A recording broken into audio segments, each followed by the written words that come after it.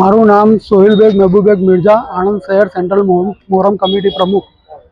હું આ વખતે તારીખ 25 અને 26 મોહરમની ઉજવણી થવામાં આવવાની છે, જેમાં હું દરેક કમિટીના મેમ્બરોને, પ્રમુખ અને ઉપપ્રમુખોને અપીલ કરવા માગું છું કે શાંતિપૂર્ણ માહોલમાં આ મોહરમની ઉજવણી થાય.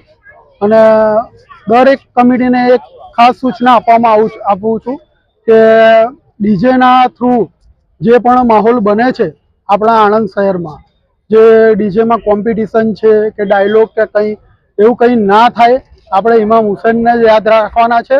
આ બધી વસ્તુઓ આપણા તહેવારમાં સારી નથી અને આનાથી કોઈ દુર્લભ કોઈની લાગણી દુભાય કે કોઈ અનિચ્છનીય બનાવ બને એવી કોઈ વસ્તુ ના થાય. એના માટે હું સૌને અપીલ કરું છું કે સૌ સાથ સહકાર આપે અને બસ શાંતિપૂર્ણ માહોલમાં આપણું જુલુસને સમાપ્ત થાય.